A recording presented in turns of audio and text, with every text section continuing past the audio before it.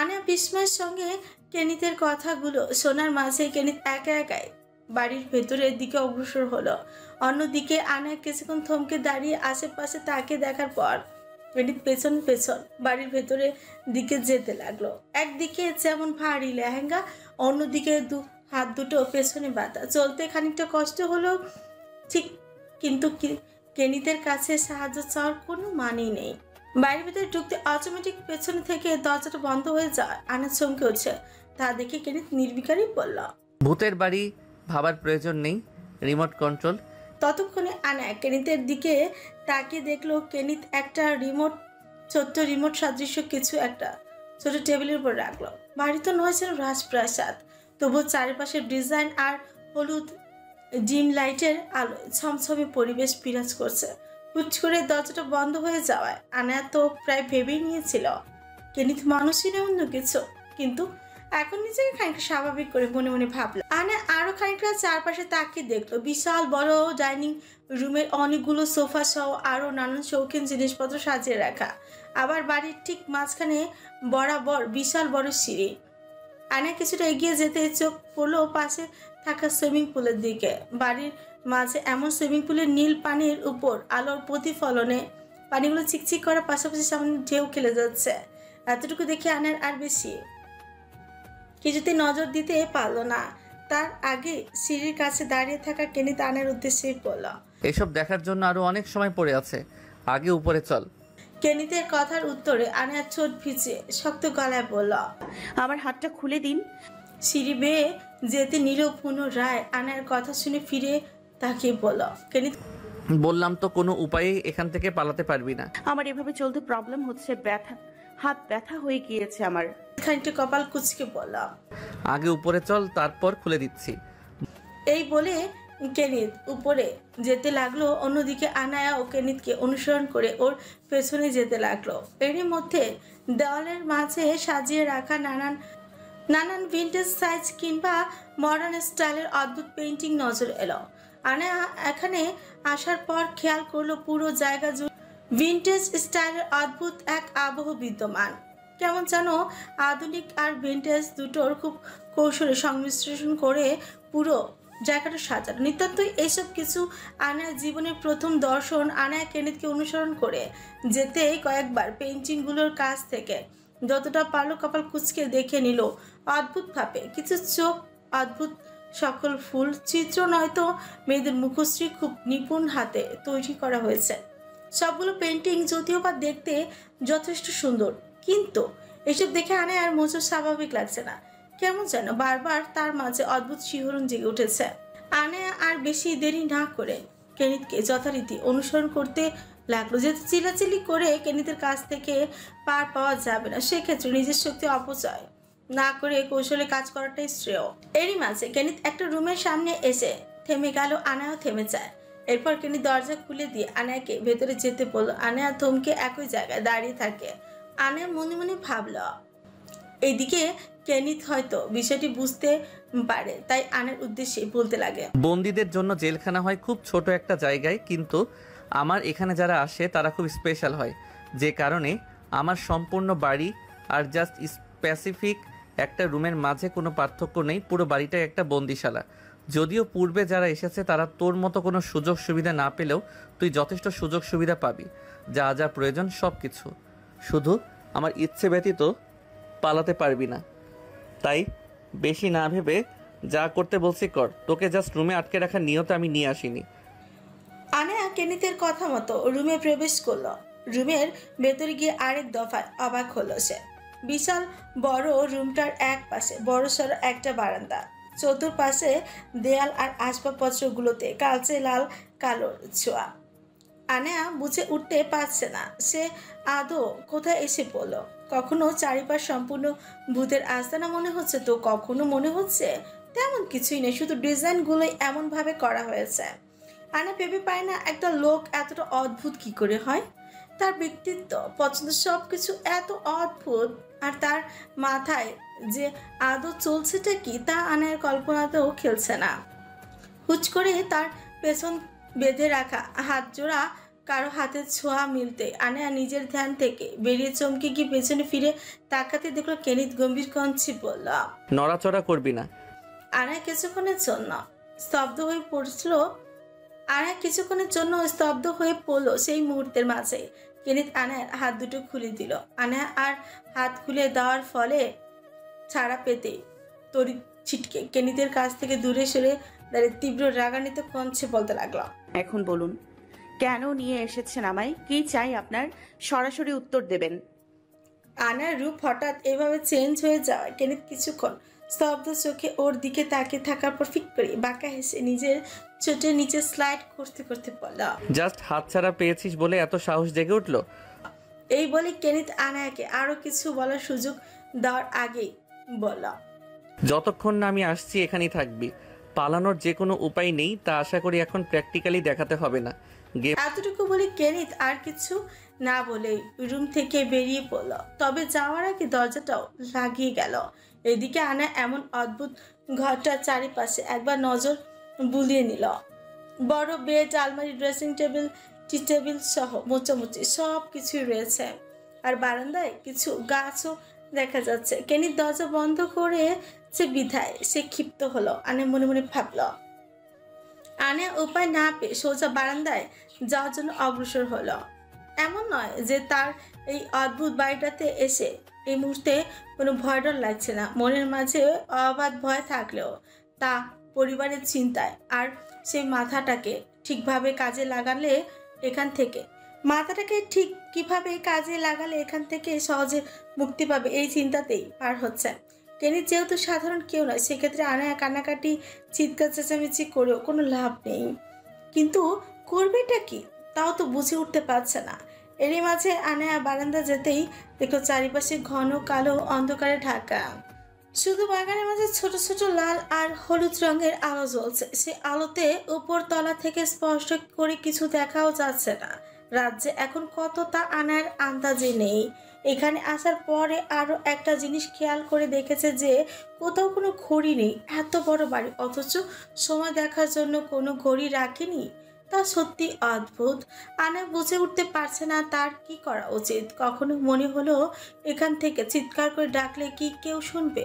কেউ কি তার সাহায্যের জন্য আসবে? না অসুখ, তার আওয়াজ যদি কেউ শুনে ফেলে তবে সে নিশ্চয়ই অন্য কাউকে জানাবে।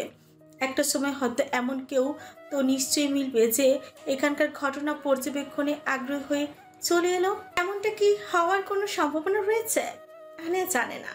তার এখন কান্না পাচ্ছে, চোখে পানি ছলছল করছে। আদতে কি এই কেনিত কে? তার কি উদ্দেশ্য, কি চায় সে? কিছুই তো তার জানা নেই। এতবার কেনিতকে জিজ্ঞেস করেও তো কিছু জানতে পারেনি। আনা এবার নিজের ঠোঁট চেপে ধরে নিজেকে শক্ত করলো। এই জায়গায় কেঁদে কেঁদে নিজেকে দুর্বল করার কোনো মানেই নেই। ও এবার চিৎকার করার প্রস্তুতি নিল, যা হবার দেখা যাবে, তবে কোনো চেষ্টায় বাদ রাখা যাবে না। কেউ আছেন? কেউ আমার কথা শুনতে পারছেন? সাহায্য করুন আমায়, আমার আমার সাহায্য প্রয়োজন। কয়েকবার চিৎকার করেও কোনো লাভ হলো না। গলা শুকিয়ে গিয়েছে তার। খাবারের কথা না হয় বাদ দেওয়া যাক, প্রায় কয়েক ঘন্টায় পানিতে গলা ভেজানোর মতো সুযোগ হয়ে ওঠেনি তার। উল্টো এখন হতাশা হয়ে চোখ বেয়ে আপনা আপনি পানি ঝরছে। এরই মাঝে হুট করে আনার পাশে তাকে আচমকা ভয়ের কারণে আকস্মিকতায় হকচকিয়ে পড়ে যেতে নিলে পুনরায় নিজেকে সামলে নিল। স্বল্প আলো পাশের বারান্দা গ্রিলের সাথে হেলান দিয়ে বুকে হাত গুজে অনবরত তার দিকে তাকিয়ে ডাকা কেনিতকে তার এতক্ষণে নজরে না পড়লেও যখন আচমকা সেদিকে নজর পড়ল তখন পুরো হকচকিয়ে গিয়েছে। অবশ্য হঠাৎ ভয়ের পাশাপাশি স্বল্প আলোতে কেনিতকে প্রথমে দানবীয় লেগেছিল তার, যে কারণেই এমন অবস্থা। এদিকে কেনিত ওর অবস্থা দেখে শুধু একবার বাঁকা হেসে বারান্দা থেকে চলে গেল। অন্যদিকে আনায়ও এসব কিছু আনার নজর থেকে না এড়িয়ে গেলেও বেচারি পুরো স্তব্ধ মূর্তির মতো খানিকটা সময় ধরে দাঁড়িয়ে রইল। রুমের মাঝে কিছুক্ষণ হা হুতাশ করলো আনায়া। পরক্ষণেই পরনের এত ভারী লেহেঙ্গা আর গহনা অসহ্য লাগছিল। বিদায় গহনাগুলো খুলে ফেললেও লেহেঙ্গাটার কোনো উপায় বের করতে পারেনি। কেনিতের কাছে প্রথমে এই বিষয়ে সাহায্য চাইতে গিয়েও নিজেকে থামিয়েছে। আবার পরক্ষণই ভেবেছে এভাবে আর কতক্ষণ সে নিজে অসুস্থ হয়ে চাপে এসবের চালায়। এই ভেবে আনায়া নিজের মাথার ঘুমটা ফুল ছিল। তার সব খুলে ফেলে রুম থেকে বাইরে যাওয়ার সিদ্ধান্ত নিল। দরজাটার কাছে এসে ঠকঠকাতে গিয়ে হালকা ধাক্কা দিতে খেয়াল করলো দরজাটা খোলা। এর মানে কেনিত দরজা খুলেই রেখে গিয়েছিল। হতে পারে, তবে আনার জানা নেই। আপাতত পেটের ক্ষুধা সহ্য করার ক্ষমতা তার রইল। এই ভারী লেহেঙ্গা নিয়ে আর থাকা যাচ্ছে না। আনায়া আশেপাশে না তাকিয়ে দ্রুত নিচে নেমে এলো। তবে আসার আগে আশেপাশে রুমটায় খেয়াল করে দেখেছিল যে সে রুমের দরজার পেছন থেকে লাগানো। এর মানে রুমে কেনিত নেই, যে কারণে আনায়া নিচে এসে কেনিতকে খুঁজতে লাগলো। উদ্দেশ্য তার সাধারণ রইল। যখন আশেপাশে চেয়ে কেনিতকে কোথাও তার নজরে এলো না, আনার কপাল কুঁচকে দাঁড়িয়ে পড়ল আর মনে মনে ভাবতে লাগলো। মনে মনে খানিকটা খুশিও হলো। তড়িৎ বাড়ির সদর দরজার দিকে এগিয়ে গেল। এত বড় বিশাল কালো কাঠের দরজায় আনার মতো মেয়ের ভেঙে বের হওয়া অসম্ভব, তাই দরজা ধাক্কানোর মতো বোকামি কাজ সে এখন করবে না। তড়িৎ তার মাথায় এলো দরজার খোলার রিমোটটার কথা। আনা দ্রুত বাড়ির চারপাশে খুঁজেখুঁজি করতে লাগলো। প্রথমে কেনিতের রাখা সেই টেবিলের কাছে, পরবর্তীতে সোফা, আশেপাশের ছোট্ট বড় সব টেবিল খুঁজেও কোনো লাভ হলো না।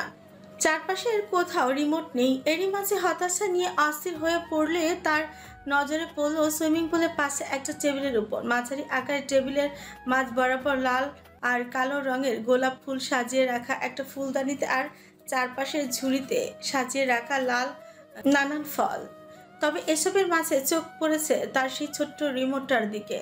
আনা খানিকটা খুশিতে মুচকি হেসে দ্রুত গিয়ে সেখানে রিমোটটাকে হাতে নিয়ে দরজার কাছে যাওয়ার কথা ভাবলে হঠাৎ তার মনে হলো আর আশেপাশে কেউ রয়েছে। তবে সেদিকে তাল না দিয়ে আনা দ্রুত কৌশলে রিমোটটাকে গোপন করার ব্যবস্থা করলো। ছোট্ট রিমোট সে তার পেটের কাছে লেহেঙ্গা কাপড়ের মাঝে রেখে উল্টিয়ে রেখে দিল। আর তড়িৎ তার নজর ফুলের ঝুড়িতে থাকা ছুরির দিকে যাওয়ায় সর্বপ্রথম সেটাকে নেওয়ার জন্য অগ্রসর হলো। তার খুব করে মনে হচ্ছে খুব দ্রুত কেউ তার পেছনের দিকে এগিয়ে আসছে। আনা দ্রুত ছুরিটা শক্ত হাতে তুলে নিয়ে পেছনের দিকে ঘুরে কবদার উদ্দেশ্যে শূন্যে হাত তুলতে আচমকা তার ছুরি ধরা হাতটা কেউ খপ করে শক্ত হাতে মুঠো করে ধরে ফেলল।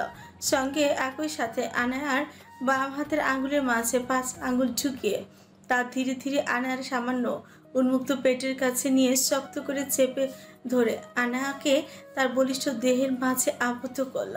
আনায়ার বুঝতে বাকি নেই এই লোকটাকে। তার ধারণা সম্পূর্ণ ভুল ছিল যে কেনিত চলে গিয়েছে, এটা ভাবা।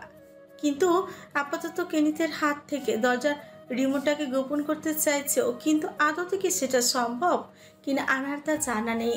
আনায়া খানিকটা ঠোক গিলে বুক ফুলিয়ে কিছু একটা বলতে নিলেই তার শ্বাস আটকে গেল। কেনিত যথারীতি তার ঘাড়ের কাছে নিজের চোয়াল ঠেকালো। এরপর আনায়া সম্পূর্ণ কানের কাছে গিয়ে খুব ধীরে তাচ্ছিল্যের গম্ভীর আর হাস্কি এক অদ্ভুত মিশ্রণের সুর তুলে বলতে লাগলো, তো জাস্ট শুরু হলো, এত তাড়াতাড়ি পালাতে চাইলে কি করে হবে? পুরো আয়োজন তো এবার সব তোর জন্যই। তোকে ছাড়া এবারে গেম তো জমবে না মাই ব্লাড। কি চাই আপনার?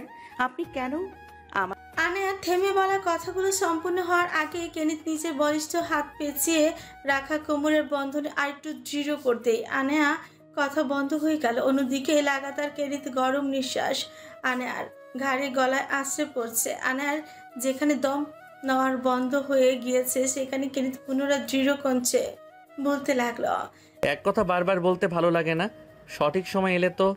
এতটুকু বলে কেনিত নিজের মুখটা আনায়ার গলার কাছে আরেকটু অগ্রসর করতে নিলে আনায়া তড়িৎ এক ঝটকা কেনিতের কাছ থেকে সরে আসতে চায়। কেনিতের শক্ত বন্ধন থেকে মুক্তি না পেলেও কোনো মতে কেনিতের দিকে ঘুরে ওর বুকে নিজের 2 হাত দিয়ে জোরে ধাক্কা দিল। এতে কেনিত নিজ ইচ্ছাতে খানিকটা সরে এলো, কিন্তু আনায়ার তো ইচ্ছে ছিল কেনিতকে শুধু সুইমিং পুলের পানিতে ফেলে দেবে। কেনিতের মতো লোকের সাথে এমন কিছু করার কথা ভাবাটাও হাস্যকর। যথারীতি আনায়ার এই ইচ্ছে পূর্ণ না হলেও রক্ত গরম চোখে কেনিতের দিকে তাকিয়ে বলল, এবার সাথে বাজে কিছু করার কথা চিন্তাও করবেন না, নয়তো আমি আপনাকে। আরও কেনিত আনায়ার কথা সম্পূর্ণ করতে দিল না, না দিয়ে আনায়ার দিকে এগিয়ে গেল। মুহূর্তেই কেনিতের স্তব্ধ মুখের দিকে চেয়ে আনায়ার কথার শুরু থেমে গেল। কিছুক্ষণ আগে হাতের ছুঁইটা রইল এখন সেটাও নেই। কেনিত অনেকক্ষণ আগে তা নিজের কবজা নিয়ে নিয়েছে। সঙ্গে আনায়া কেনিতকে দূরে সরিয়ে দিলে কেনিত তখন ছুঁইটা পেছনের সুইমিং পুলের মাঝে ছুঁড়ে ফেলে দিয়েছে। এখন আপাতত তার আত্মরক্ষার জন্য কিচ্ছু নেই। অন্যদিকে কেনিত আর এক মুহূর্ত দেরি না করে তড়িৎ নিজের বলিষ্ঠ এক হাতে আনার কোমর পেঁচিয়ে নিজের কাছে টানল। আনাও তাল সামলাতে না পেরে কেনিতের বুকে আশ্রয় পড়তে নিলেও এবার নিজেকে কোনো মতে সামলে কিছুটা দূরত্ব করে তৈরি করলো। ঠিক তখনই আনার রাগান্বিত চেহারা কেনিত বিস্ময় ছড়িয়ে দিতে খুব স্বাভাবিক কঞ্চি বলতে লাগলো, ইউ নো হোয়াট তারা, সেই দিন কনসার্টে যখন প্রথমবার তুই আমাকে চর মেরেছিলি সেদিন প্রচণ্ড বিস্মিত হয়েছিলাম আমি। পাবলিকের ভিকে হওয়ার পর এই দুঃসাহসিকতা কেউ কল্পনা করতেও ভয় কাঁপত। সেখানে আচমকা কেউ আমাকে চর মেরেছে, এটা সত্যি। যাই হোক, ইচ্ছে তো ছিল সেই দুঃসাহসিক ব্যক্তিটাকে নিজ বিস্মিত চোখে দেখে ভিকের সবচেয়ে ভয়ঙ্কর হিস্ট্রি গড়ে ফেলার। কিন্তু আমার দুর্ভাগ্য আর তোর সৌভাগ্যক্রমে এমন কিছুই হয়নি।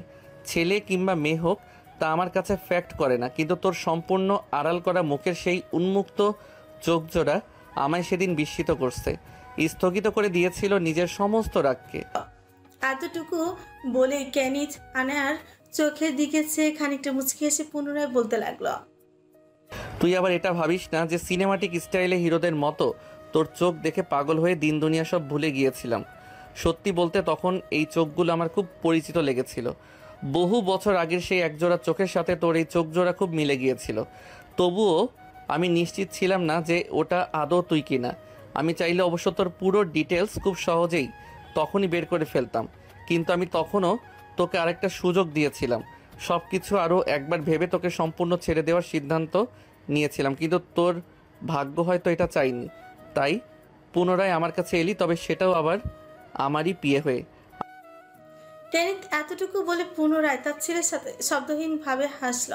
এদিকে আনায়া কেনিতের কথা বুঝতে পারছে না এমন নয়, কিন্তু কেনিতের আসল প্যাচটা ঠিক ধরতে পারছে না। মনের মধ্যে তো শুধু প্রশ্নই জমে যাচ্ছে, কিন্তু এখন পর্যন্ত তো কোনো উত্তরই নেই। কেনিতের কাছ থেকেই পাইনি। এবারও আনাকে কিছু বলার সুযোগ না দিয়ে কেনিতই বলতে লাগলো, আমাদের গল্পটা না হয়তো অন্যরকম হতে পারতো, কিন্তু এমনটা হয়নি। আমাদের ভাগ্য এমনটা চাইনি। এমনিতে তোর প্রতি তো আমার ইন্টারেস্ট কখনোই ছিল না, কিন্তু জানি না হয়তো এখনও নেই। তেমন কিছু হলে নিশ্চয়ই তোকে নিয়ে আমার সেরকম কোনো পরিকল্পনা হতো না, কিন্তু আমার সাথে যেটা হয়েছে এবার সেটা তোর সাথেও হবে, কারণ এবার আমি চাই এমনটা হোক। শেষের কথাটুকু কেনিত খানিকটা দৃঢ় কঞ্চে বলো। অন্যদিকে আনায়া কেনিতের দিকে খানিকটা কপাল কুচকেছে, ওর কথাগুলো শোনার পাশাপাশি বিশ্লেষণ করতে চাইল। আনায়া এবার খানিকটা কৌতূহলী নিয়ে কেনিতকে জিজ্ঞেস করলো, সত্যি করে বলবেন প্লিজ, আপনি আদতে কে আর আমার কাছে কি চান?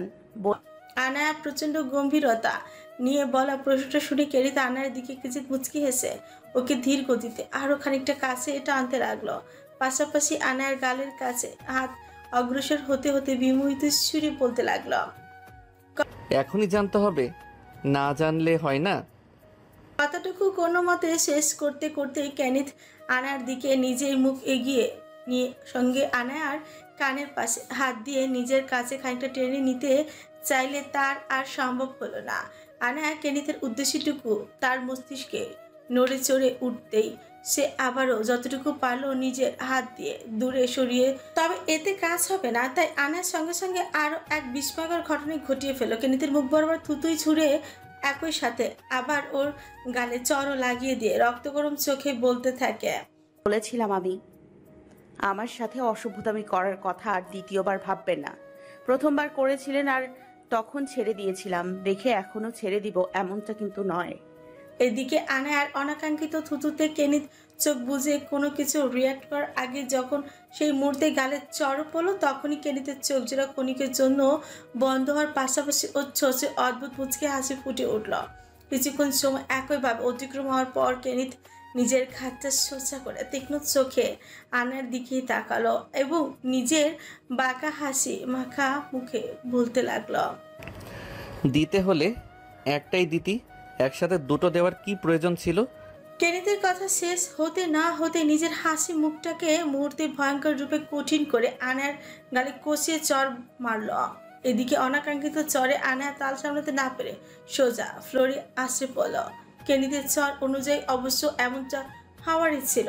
সাধারণত এমনটা চর সে তার জীবনের ইতিহাস কখনো খেয়েছে কিনা আনায়ার তার জানা নেই। এক চরেই মাথা ঘুরে পুরো ঘুরিয়ে গিয়েছে। ভেবেছিল কেনিত হয়তো সেভাবে কিছু করবে না, অথচ ও তো আনায়াকেও ছাড় দিল না। তবে আনায়া নিজের কাজের উপর একটু অনুতপ্ত হলো না। দু হাতে ভর দিয়ে আছোয়া মতন পড়ে থাকা আনায়ার চোখে মুখে যতটা বিস্মিত তার চেয়ে বেশি রাগান্বিত, যে কারণে গালে প্রচন্ড ব্যথাটাও আর তার অনুভব হচ্ছে না।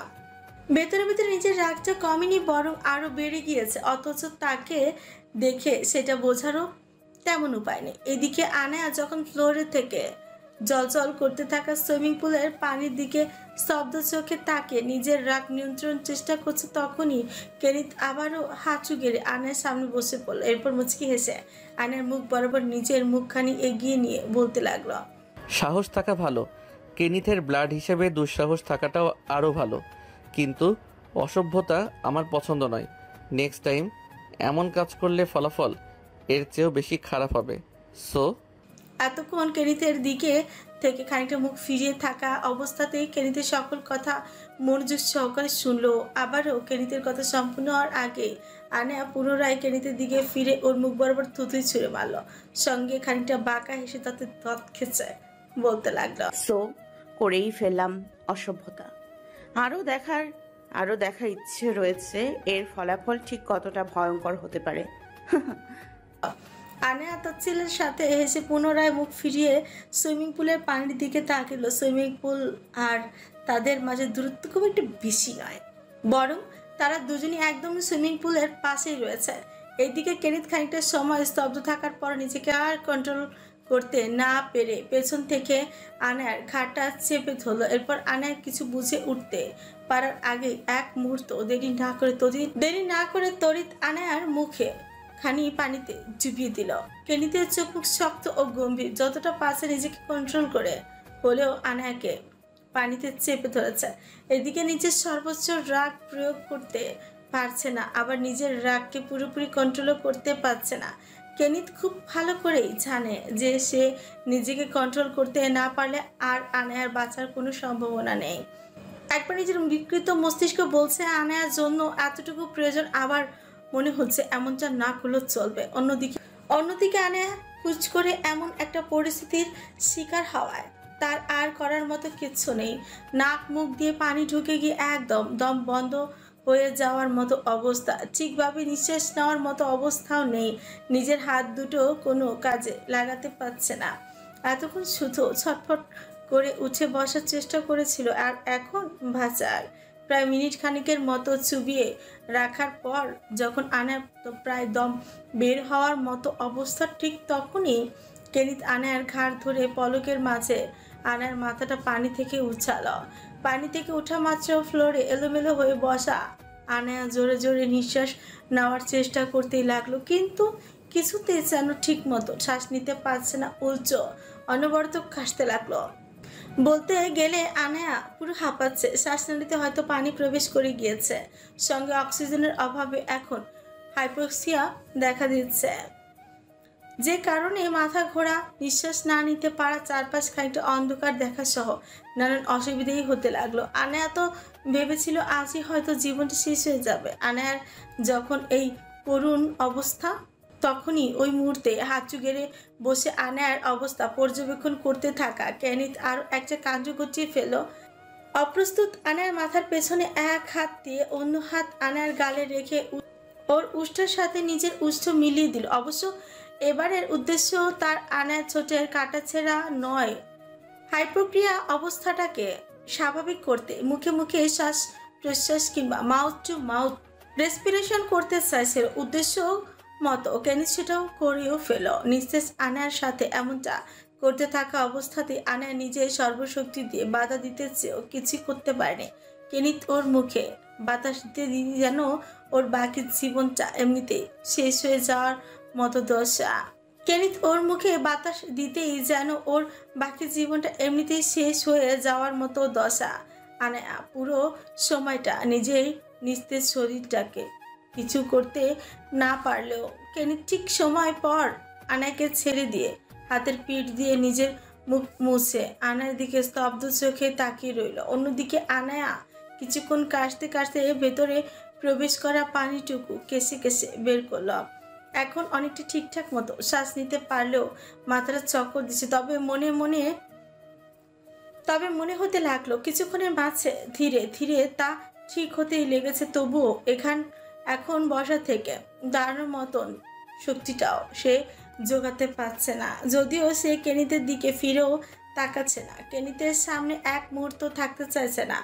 এমন অবস্থায় কেনিত ক্ষণিকের মাঝে সরাসরি আনায়াকে পাজা খুলে তুলে নিতেই আনায়া কোনো মতে হাত ছড়াছড়ি করে কেনিতকে বাধা দিয়ে আধো আধো শ্বাস ফেলে পড়লা। ধরবেন না আমায়, ছাড়ুন আমাকে প্লিজ, ছেড়ে। আনায়ার কথায় ভ্রুক্ষেপ না করে কেনিত খানিকটা হুমকি স্বরূপ ভাবে অকপচ্ছি বলল, এবারও তেজ দেখাতে এলে সোজা পানিতেই চুবিয়েই তোর কাহিনী আজই শেষ করে ফেলবো। আশা করি দ্বিতীয়বার আর এমন ভুল করবি না।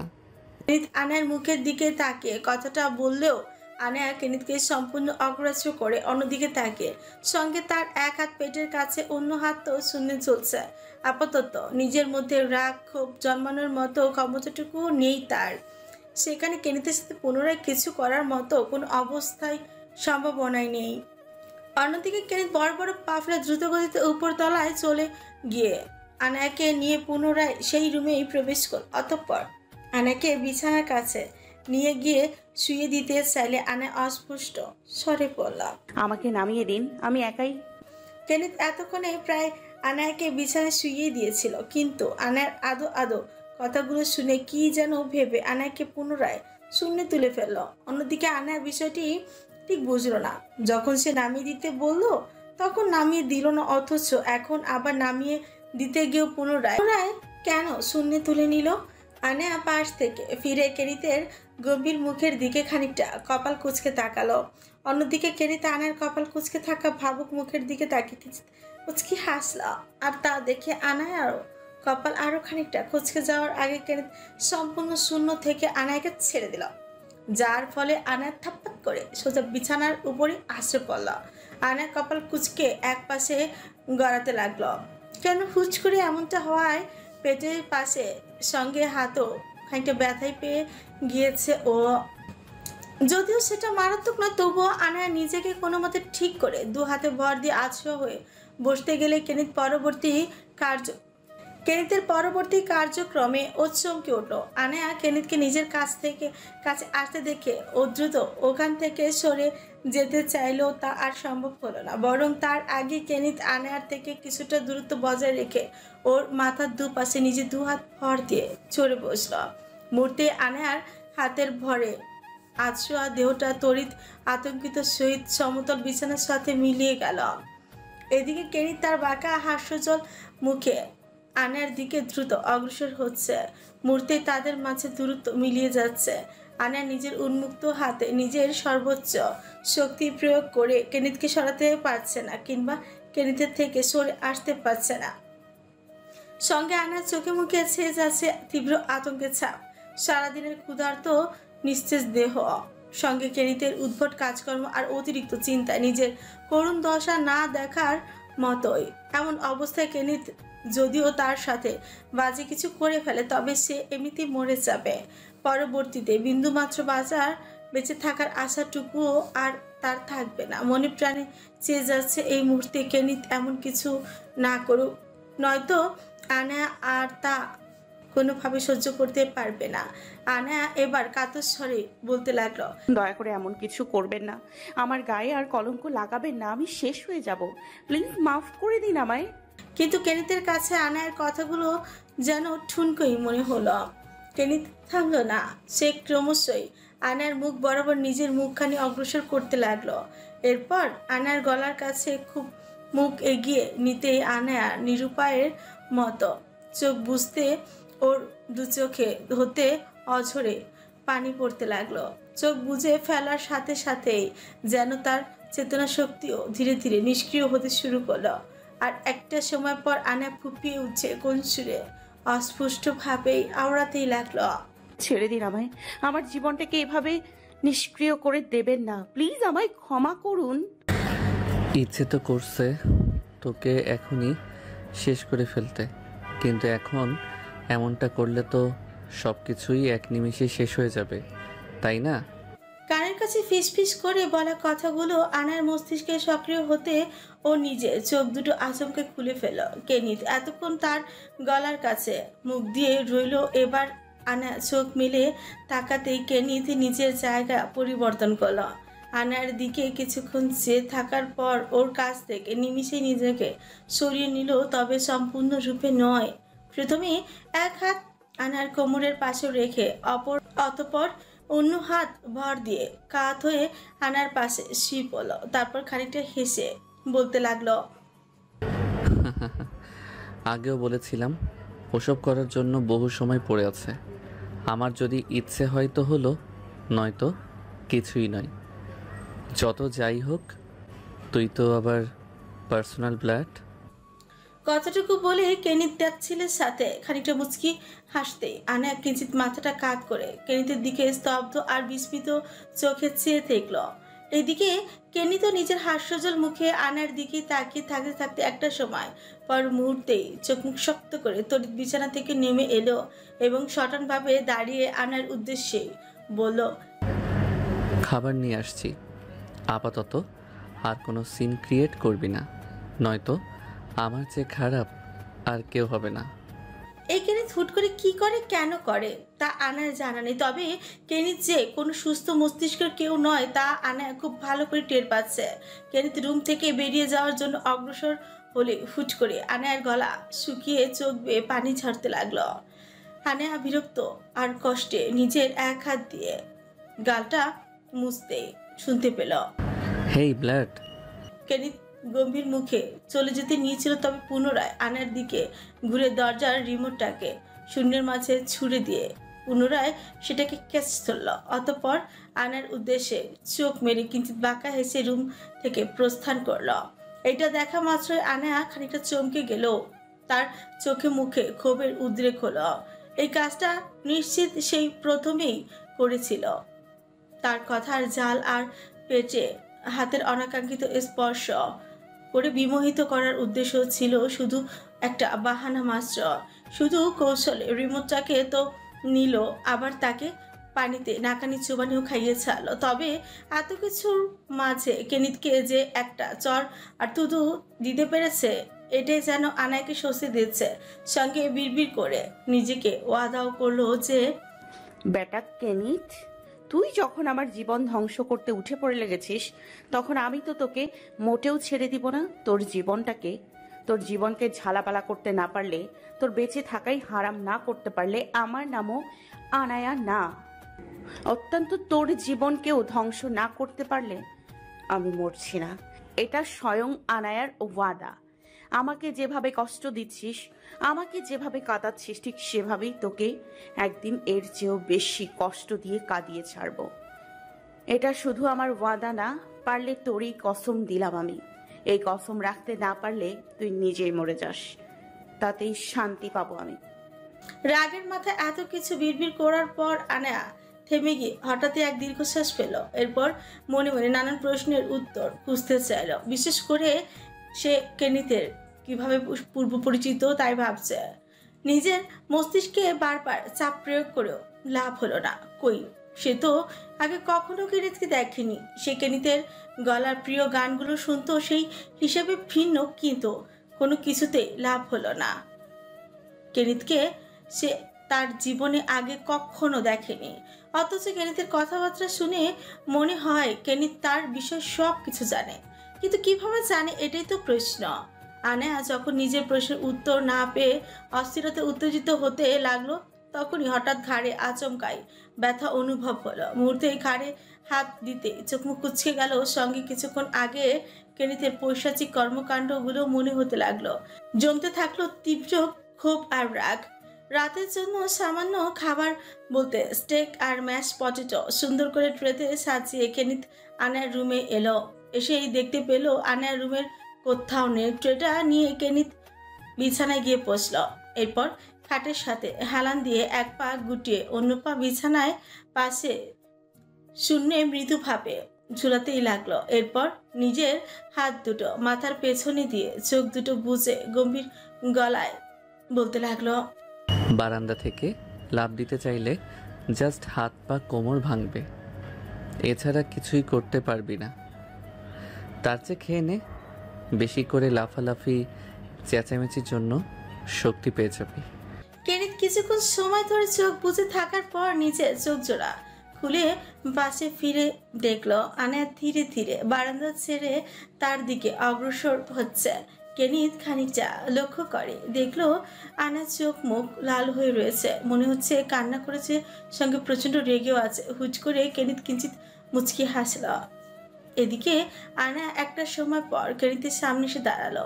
এলোমেলো লেহেঙ্গার সঙ্গে দোপাট্টাকে ওনার মতো করে শরীরে পেঁচিয়ে নিয়েছে। খোপা চুলগুলো এবার ছেড়ে দিয়েছে, চুলগুলো এবার আগের চেয়েও বেশি এলোমেলো লাগছে। কেনিতের কেন যেন মনে হচ্ছে আনা নিজের চুল নিজেই টেনে হিচড়ে এই অবস্থা করেছে। আনা তার সামনে এসে দাঁড়াতে কেনিত খানিকটা হেসে বলল, তোকে দেখতে পুরো পেতনির মতো লাগছে।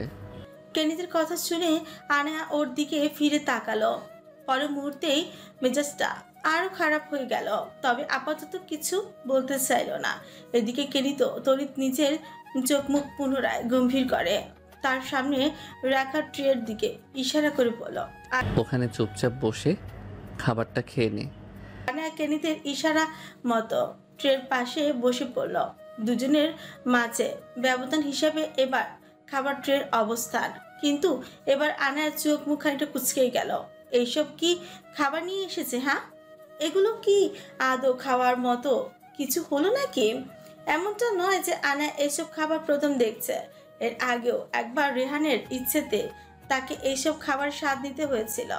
আনা সেই দিনের কথা আজও ভুলেনি। আর এই খাবারের মতো ভাজের স্বাদ সে আর অন্য কিছুতে পায়নি। যদিও ম্যাশ পটেটো সে কোনোভাবে খেয়ে নিয়েছিল, কিন্তু স্টেক তৈরির প্রসেসিং আর স্বাদই সেদিন আর তার ওসব খেতে রুচিতেই কুলোয়নি তার। সে ভেবেই পায় না মানুষ এই আজ সিদ্ধ জিনিসটাকে কিভাবে এত মজা করে খায়। আর আজও সারাদিন উপোসের পর তার কপালে এটাই জুটল। ভাবতে বেচারির কপালে ওপর 2-3টে চর আঘাত করতে ইচ্ছেই হলো। চেয়ে চেয়ে কি শুধু দেখতেই থাকবি নাকি খাবি? আমি এসব খাবো না।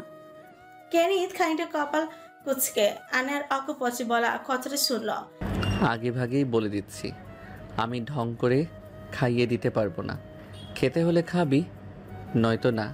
কেনিতের এমন তেড়া কথা শুনে আনা প্রচন্ড বিরক্তি নিয়ে ওর দিকে তাকিয়ে বলতে লাগলো, যতদিন পর্যন্ত আমার হাত আছে ততদিন পর্যন্ত কারো আমাকে দয়া করে খাইয়ে দেওয়ার প্রয়োজন নেই। তবে সমস্যা কি?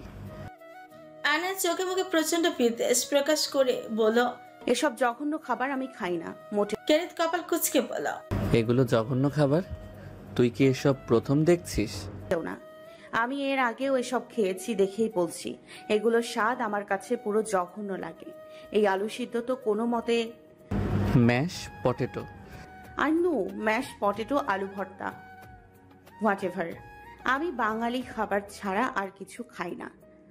এগুলো খাওয়ার চেয়ে না খেয়ে থাকাই ভালো।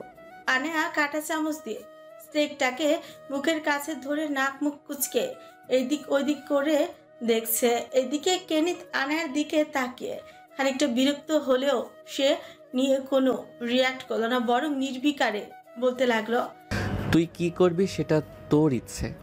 কারণ না আমি বাঙালি খাবার খাই, না ওসব আমি রান্না করতে পারি। আর এমনিতেও আমি ছাড়া ক্লারা আর ক্যানেলো এসবই স্টেকই পছন্দ করে। আনা স্টেকটাকে ট্রেতে রেখে দিয়ে খানিকটা অবাক সুরে বলল, এই বাড়িতে আপনি ছাড়া আরো কেউ থাকে নাকি? হুম। কই, আমি তো এখন পর্যন্ত কাউকে দেখিনি। কারণ আমি দেখাইনি তাই দেখিসনি। ক্লারা আর ক্যানেলকে মানুষ ভাবার প্রয়োজন নেই, ওরা দুটো কুকুর। আনা বিস্মিত চোখে কেনিতকে কিছুক্ষণ দেখার পর পুনরায় চোখ মুখ কুচকে পড়ল। ছি, কুকুর যেটা খায় সেটা আপনিও খান? এত বড় লোক হয়ে তবে লাভটা কি? কেনিত এবার বিরক্তি নিয়ে বলল, তোকে কে বলল আমার কুকুর যেটা খায় সেটা আমিও খাই? আনায়া নির্বিকারে বলল, তো কি, আপনি যদি গরু খাসি স্টেক খান তবে ওরা কি মানুষেরটা খায় নাকি? হুম। কেনিতের এমন নির্বিকার জবাব আনার প্রচন্ড বাজে রকমের ফালতু মস্কারাই মনে হলো। তাই চোখ মুখ ছোট্ট করে বিড়বিড় করে বলল। আজাররা লোক। আনার এই বিড়বিড় করে বলা কথা কেনিত ঠিকই শুনতে পেল। সাথেও নিজেও আনার এমন ঢিলিমি কাজকর্মে বিরক্তি নিয়ে বলল। আনায়া এবার খানিকটা খেপে গিয়ে বলল, বেশি বকবক না করে তাড়াতাড়ি খেয়ে নেই। এমনিতেও তোকে যে এটুকু খেতে দিয়েছি এটাই তো অনেক। তো আমি কি বলেছিলাম আমার উপর এতটুকু দয়া দেখাতে? আমাকে দিয়ে আপনার কোনো কাজ নেই। আপনি আমায় ভোগ্য করতে চান না, শুধু কিছু জিজ্ঞেস করলেই বলতে থাকেন। সঠিক সময় এলে সব জানতে পারবো। আর এতটুকু আমি ভালো করেই বুঝতে পারছি যে সেই সঠিক সময়টা আমাকে তীব্র কষ্ট দেওয়ার জন্যই প্রস্তুত হচ্ছে। তাহলে কষ্ট দিয়ে মেরে ফেলতেই যদি হয় তবে এসব তামাশা করার কি প্রয়োজন? একেবারেই মেরে ফেলুন, তাহলেই তো কাহিনী। নিজেকে খুব চালাক ভাবিস তাই না? আগেও বলেছি এখনো বলছি, যখন সময় আসবে তখন এমনিতেই সব জেনে যাবি। আর তোর তো মনে প্রাণে দোয়া করা উচিত যেন সেই সময়টা অনেক দেরিতে আসে, নয়তো সবচেয়ে বেশি কষ্ট তো তুইই পাবি। কেনিতের ধারণা মতে আনার উদ্দেশ্য এটাই ছিল। কথায় কথায় কোনোভাবে কেনিতের কাছ থেকে এই বিষয়ে কিছু একটা জানতে পারলেই হলো। কিন্তু কেনিত যেরকম চতুর, তাতে আনার এই ইচ্ছে স্বপ্ন হয়েই থেকে যাবে। কোনোভাবেই আনায়া কেনিতের কথার প্যাচ ধরতে পারছে না। কেনিত যে তাকে মেরে ফেলবে না এটা শিওর। তাকে ভোগের জন্য এখানে আনেনি, তবে একটা কারণ যদি থাকে তাহলে মানসিক কষ্ট। কেনিত তাকে এটাই দিতে পারবে, এর চেয়ে বেশি কিছু তো আন্দাজ সে করতে পারছে না। এরই মাঝে কেনিত ঝাঁঝালো কণ্ঠে বলল, রাত অনেক হয়ে যাচ্ছে, তাড়াতাড়ি খেয়ে নে। আনায়া নিজের ধ্যান থেকে বেরিয়ে এলো। বললাম তো আমি খাবো না এসব। এবার কেনিত আজশোয়া থেকে সরাসরি গিয়ে বসে চোখ মুখ শক্ত করে আনার দিকে এগিয়ে আসতে নিল। অন্যদিকে আনা তড়িৎ ঢোক গিলে খানিকটা পিছিয়ে গিয়ে বলতে লাগলো, কাছে আসবেন না, আমি খেয়ে নিচ্ছি। আনার এমন অনুনয়ে কেনিত থেমে গেল। তবে হঠাৎ নিজের পরনের কালো টি শার্টটা খুলে বিছানার একপাশে ছুঁড়ে ফেলল। সেটা আনার চোখের নজর এড়িয়ে গেল না, বরং আনা চামচ দিয়ে খানিকটা ম্যাশ পটেটো তুলতে ঢোক গিলে মনে মনে ভাবল, এই ব্যাটার উদ্দেশ্য কি? এ কি আসলেই আমাকে? না, এমনটা হলে তো আগেই করে ফেলতো। অবশ্য আগে বলতে সে এখানে এসেই তো কিছুক্ষণ আগে করার হলে তো রাতেই। না, এমনটা যেন না হয়, নয়তো আমার মরা ছাড়া আর উপায় থাকবে না। এই বলতে বলতে আনায়া আনমনে একটুখানি সেই ম্যাশ পটেটো নিয়ে মুখে তুলতে বিস্বাদে চোখ মুখ কুচকে ফেলা। মনে মনে ভাবলা, এটা তো সেদিনের রেস্টুরেন্টের চেয়েও জঘন্য স্বাদের। আনায়া চোখ মুখের ভঙ্গিমা দেখে কেনিত আনার সামনে ট্রেটা এক নিমিষেই নিয়ে সরিয়ে খাটের পাশে টেবিলে রেখে দিল। এদিকে আনায়া খানিকটা চমকে গেল কেনিতের কার্যক্রম দেখে।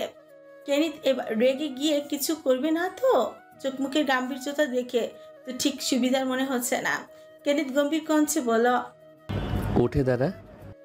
আনায়া কিঞ্চিত ঠোক গেল, তবে সঙ্গে সঙ্গেই উঠেও দাঁড়ালো। এরই মধ্যে কেনিত রুমের মাঝে থাকা একটা দূরের টেবিলের দিকে ইশারা করে বলল, ওখানে একটা ছুরি সহ ফলের ঝুড়ি আছে, সুন্দর করে ওটা নিয়ে আয় এখানে। আর হ্যাঁ, ছুরি দেখে মাথায় যেন আবার ভূত না চাপে। এইসব ছুরি দিয়ে কিন্তু তুই আমাকে মারতে পারবি না। আনা পুনরায় খানিকটা বিরক্তি নিয়ে কেনিতকে কিছুক্ষণ তাকে দেখে আবার ওর কথা মতো ফুলের ঝুড়িটা নিয়ে এনে কেনিতের হাতে দিল। এদিকে কেনিত আনায়ার কাছ থেকে ফলের ঝুড়িটা নিয়ে তার পাশে বিছানায় রাখতে রাখতে অন্য হাত দিয়ে আনায়ার হাতটা আচমকা টান দিয়ে নিজের উরুতে বসালো। এরপর তড়িৎ আনার কোমরে শক্ত করে নিজের বলিষ্ঠ হাত দিয়ে পেঁচিয়ে ওকে নিজের কাছে আবদ্ধ করে ফেলল। এদিকে আনায়া এবার ছটফট করতে লাগলো। কেনিত শক্ত গলায় বলল, প্লিজ ছেড়ে দিন আমায়, মাফ করবেন আমায়। আপনি যেটা বলবেন সেটাই করব। আপনার জঘন্য খাবারগুলো খেয়ে নিচ্ছি, তবুও কথায় কথায় এভাবে আমার সাথে চিপকে যাবেন না। আমার পুরো অসহ্য লাগে এসব। শুধু তোর নয়, আমারও তোকে অসহ্য লাগে। এমনিতেই মেজাজ খারাপ করে ফেলেছিস। যখন বারবার খাবার খেতে বলেছি তখন ঢং করেছিস। শেষে আমার খাবার খেয়ে এমন ভাব করলি যেন তা পৃথিবীর সবচেয়ে বড় অখাদ্য। হোয়াট এভার, হতেই পারে তোর ভালো লাগেনি, কিন্তু এখন চুপচাপ ফলগুলো খেয়ে নিবি, কারণ এই রাতের বেলায় অন্তত তোর খাবার নিয়ে আমি আর কোনো প্যারা নিতে চাই না। আনায়া অস্থির হয়ে বলল, আরে সারাদিন না খেয়ে এখন এই খালি পেটে ফল খেলে আপনি কি আমায় এভাবে মারতে চান নাকি? খালি পেটে ফল খেলে কেউ মরে যায় না। আনায়া আরো কিছু বলতে চেয়েও কিছু বলল না। বারবার মুচড়ামুচড়ি করেও লাভ হচ্ছে না।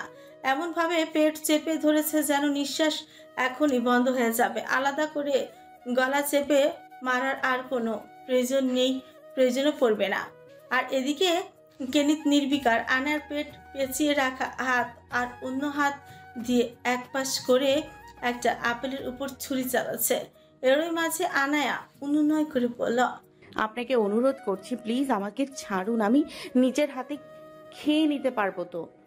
কেনিত এবার ফল কাটতে কাটতে নিজের মুখটা আনার কানের কাছে নিয়ে হাসকি কঞ্চে বলতে লাগলো, সম্পূর্ণ নিস্তব্ধ অন্ধকার রাত, মানব বসতি থেকে বহু দূরে এই বিশাল বড় বাড়ির অবস্থান। পুরো বাড়িতে তুই আর আমি ব্যতীত আর কোনো মানুষের অস্তিত্ব নেই। তাই বলছি, যেভাবে আছিস চুপচাপ বসে থাক। আমি এখন উল্টাপাল্টা কিছু করে ফেললে তোকে বাঁচাতে কেউ আসবে না।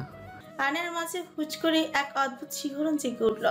সঙ্গে সঙ্গে কিঞ্চিত চোখও গেল। তবে পুনরায় কথা জোর এনে বলতে লাগলো, আমি জানি আপনি আমাকে এসব জাস্ট ভয় দেখানোর জন্য বলছেন। আপনি আদতে এমন কিছুই আমার সাথে করবেন না। আপনি নিজেই তো এমনটা বলেছেন। আনার কথা শুনে কেনিত তার ছেলের সাথে হেসে বলল, যদি বলি আমার মুড চেঞ্জ হয়ে গিয়েছে।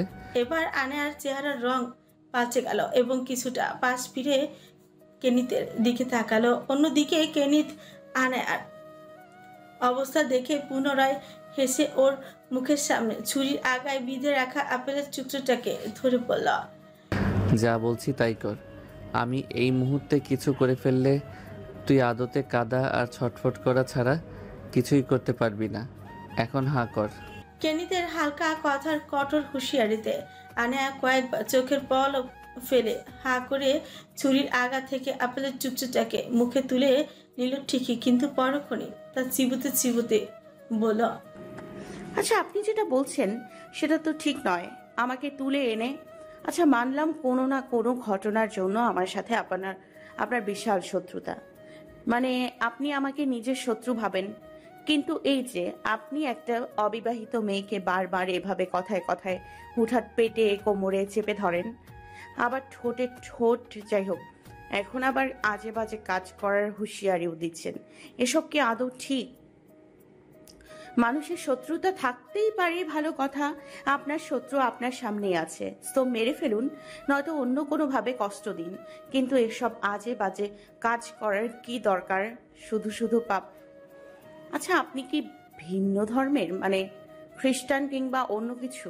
আপনার নামটাও অদ্ভুত, সঙ্গে আপনার পরিচয়ও কেউ ঠিকঠাক জানে না। আচ্ছা আপনি যেই ধর্মেরই হন না কেন, কোনো ধর্মের তো আপনার কাজকে সমর্থন করে না। এই যে আমার মতো এক অবলা অর্ধ বিবাহিত নারীকে তুলে আনলেন, এরপর বারবার ফালতু কাজ করার হুঁশিয়ারি দিচ্ছেন, এগুলোতে তো পাপ হবে, তাই না? আনা এসব কিছু বলার কারণ হলো কোনো মতে কেনিতকে বুঝিয়ে সুঝিয়ে এই বিষয়ে ম্যানেজ করা। আর যাই হোক, এই লোক তার সাথে উল্টাপাল্টা কিছু করার পর মরে যাওয়ার চেয়ে এমনিতেই মরা খুব বহুগুণে ভালো। এদিকে কেনিত অবশ্য আনার কথার উদ্দেশ্য ঠিকই বুঝতে পারছে। সারাদিন না খেয়ে তো মাথাটা পুড়েই গেছে। তুই কি আমাকে গাধা পেয়েছিস? আনায়া হঠাৎ চুপ করে গিয়ে বলল। মানে? কেনিত আনায়ার মুখ আরেকটা আপেল টুকরো ঠুকিয়ে দিয়ে তার ছেলের সাথে হেসে বলল।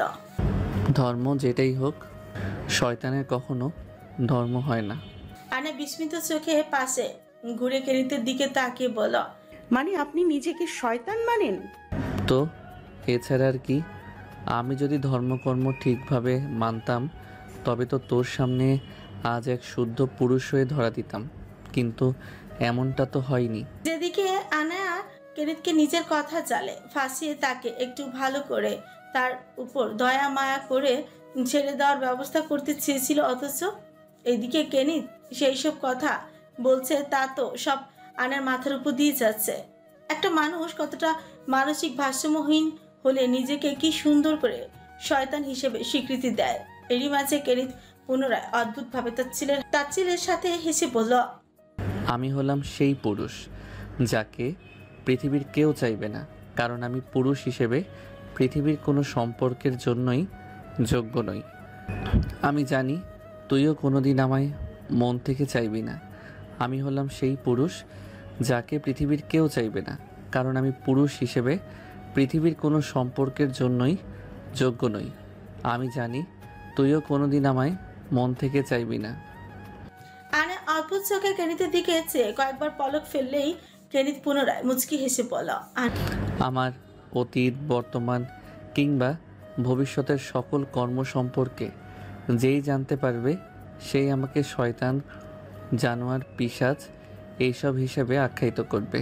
আনার মুখটা খানিকটা উন্মুক্ত হলো, সঙ্গে চোখ জোড়াও মিলল অবাক বিস্ময়ে। খানিকটা ঢোক গিলে এবং কপাল কুঁচকে বলল।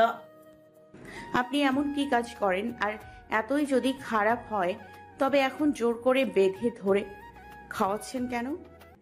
যা করার সরাসরি তো করতে পারেন। কেনিতের মাঝে আনায়ার কথার কোনো হেলদোল হলো না। ও নিজের মতো করে আরো এক টুকরো আপেলকে ছুরির আগায় বিধিয়ে আনায়ার মুখের সামনে ধরতে আনায়া খানিকটা বিরক্তি নিয়ে মুখেই বলল।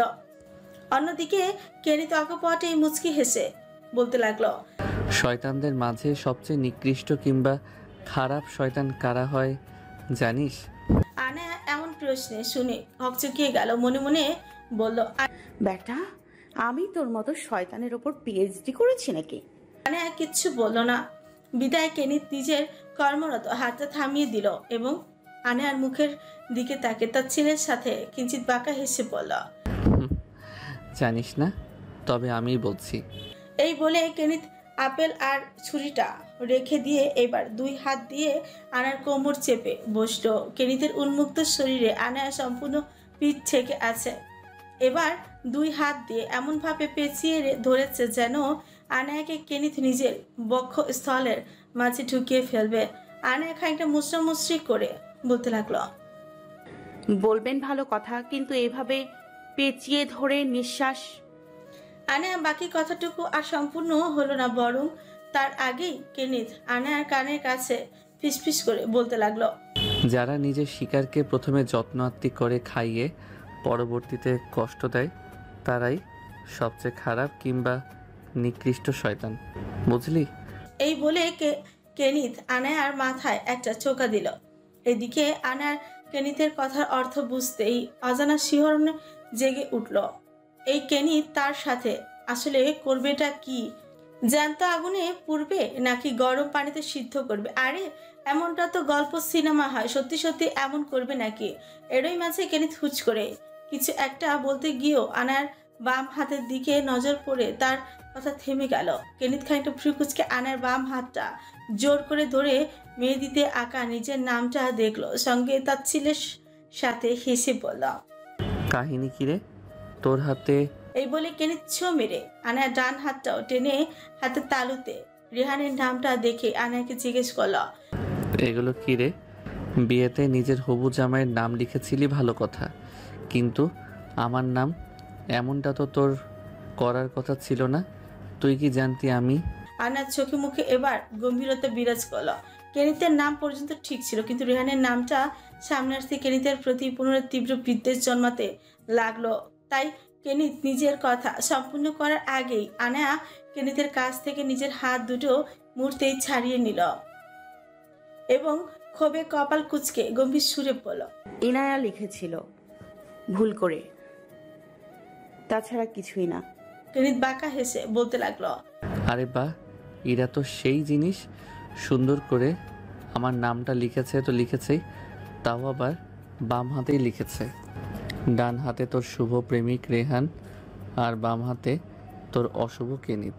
কেনিত কি যেন একটা বলতে চেয়েও আর কথাটা সম্পূর্ণ করলো না, বরং বিষয়টিকে তার ছেলের সাথে হেসে উড়িয়ে দিল। এদিকে আনায়া ঘাড় ঘুরিয়ে অদ্ভুতভাবে চেয়ে রইল কেনিতের দিকে, তবে কিছু বলল না। সঙ্গে কেনিত কিছুক্ষণ আনায়ার দিকে তাকিয়ে থাকতে থাকতে হঠাৎ চোখ মুখ গম্ভীর করে বলল, সর এখান থেকে। আনায়া কিছু না বলে কপাল কুচকালো। অমনি কেনিত ওর কোমর থেকে 2 হাত সরিয়ে নিয়ে মাথার পেছনে দিয়ে বিছানার সাথে হেলান দিল এবং গম্ভীর আওয়াজে আনায়াকে উদ্দেশ্য করে বলল। আনায়াও ঠিকঠাক কিছু বুঝলো না, তবে সে যে ছাড়া পেয়েছে তাই তড়িঘড়ি করে বিছানা থেকে নেমে এলো এবং কেনিতের দিকে অদ্ভুত চাহনি নিয়ে তাকিয়ে রয়েছে। হঠাৎ করে এই লোক এমন অদ্ভুত আচরণ কেন করে আনার তা জানা নেই। অন্যদিকে আনার কপাল কুঁচকে থাকা চেহারা দেখে কেনিত বিরক্তি নিয়ে বলল, কাহিনী কি? রাতে কি আমার সাথে শুতে চাস? ইচ্ছে থাকলে চলে আয়, মানা করব না। কেনিত এমন বিরক্তির সুরে বলা কথাগুলো শুনে আনা নিজে নিজে খানিকটা হকচকিয়ে গিয়ে প্রচন্ড বিরক্ত হলো। কপাল কুঁচকে ঝটপট উত্তর দিল, ফালতু কথা বলে মেজাজ খারাপ করবেন না। পরক্ষণে খানিকটা নরম সুরে বলল, আপনি কি আমায় চলে যেতে বলছেন? মানে আমি এই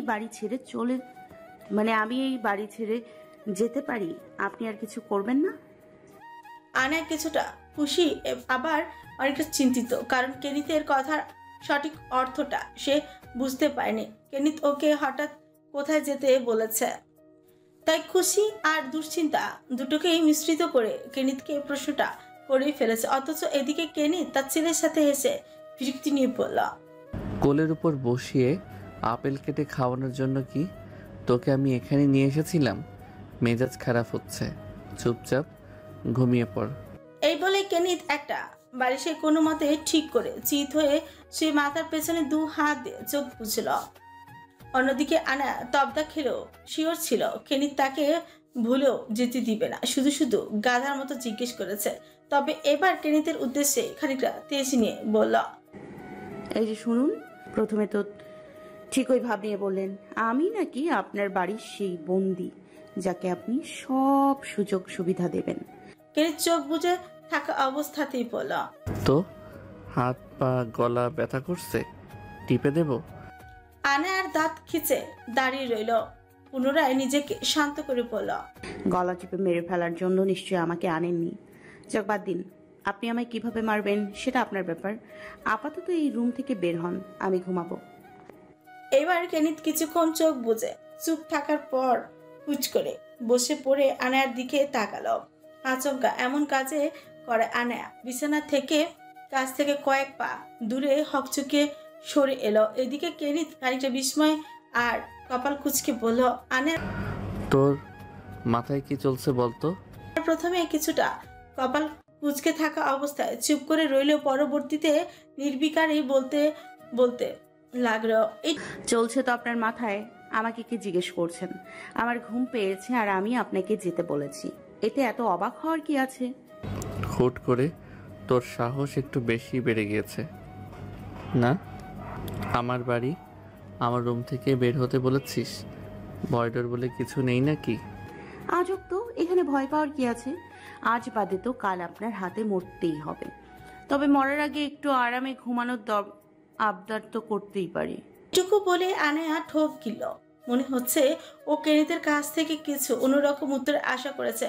সঙ্গে তার মাথাতেও চলছে কিছু উদ্ভট চিন্তা ভাবনা। আপাতত সিদ্ধান্ত নিয়েছে যা কান্নাকাটি করার তা এই বাড়ি থেকে বের হয়েই করবে। কেনিতের হাতে এত সহজে জীবন তো আর শেষ হতে দেওয়া যাবে না। তার জীবন এতই সস্তা নাকি? এদিকে কেনিত কিছুক্ষণ ওর দিকে কপাল কুঁচকে তাকিয়ে থাকার বাঁকা হাসল। ওর এমন বাঁকা হাসি দেখে আনায়া ভেতরে ভেতরে হকচকিয়ে গেলেও তা প্রকাশ করলো না, বরং চুপচাপ দাঁড়িয়ে থাকা অবস্থাতেই কেনিত তার ছেলের সাথে বলতে লাগলো, তোকে আমি যতটা গাধি ভেবেছিলাম তুই ততটা গাধি না। বরং তার চেয়ে বড় গাধী। যারা নিজেরাই নিজেদের সবচেয়ে বেশি চালাক ভাবে তারাই মূলত এইসব গাধা গাধীর আওতায় পড়ে। অনেক হয়েছে, তুই যা জানতে চাচ্ছিস তা ঠিক সময়ে জেনে যাবি। খেয়েছিস, এবার ঘুমিয়ে পড়। আনার আর বুঝতে বাকি নেই, কেনিত এবারও তার উদ্দেশ্য ধরে ফেলেছে, কিন্তু আপাতত নিজেকে আর কোনো স্ট্রেস দিতে চাচ্ছে না। তাই খানিকটা হতাশার বিক্ষিপ্ত সুরে বলল, তো আপনি যদি এখানে থাকেন তবে আমি কোথায় ঘুমাবো? কোথায় আবার? নিচে ঘুমাবি। বিছানায় আমি কোনো জায়গা দিতে পারবো না। আনায়া বিস্মিত হয়ে বলল, মানে আপনার এত বড় বাড়িতে থাকতে আপনাকে এখানেই থাকতে হবে? আশেপাশে তো আরো কতগুলো রুম আছে, ওগুলোতে থাকুন না, নয়তো দরজা খুলে দিন, আমি নিজেই চলে যাচ্ছি। এই সুযোগ সুবিধা আমি তোকে দিতাম, তবে তোর অতিরিক্ত বারান্দায় উকিঝুঁকি দেওয়াটা আমার পছন্দ হচ্ছে না, তাই আমি এখানেই থাকবো। এমনিতেও এই রুমটাতে অনেকদিন থাকা হয় না, আজ থেকে ভালোই লাগছে।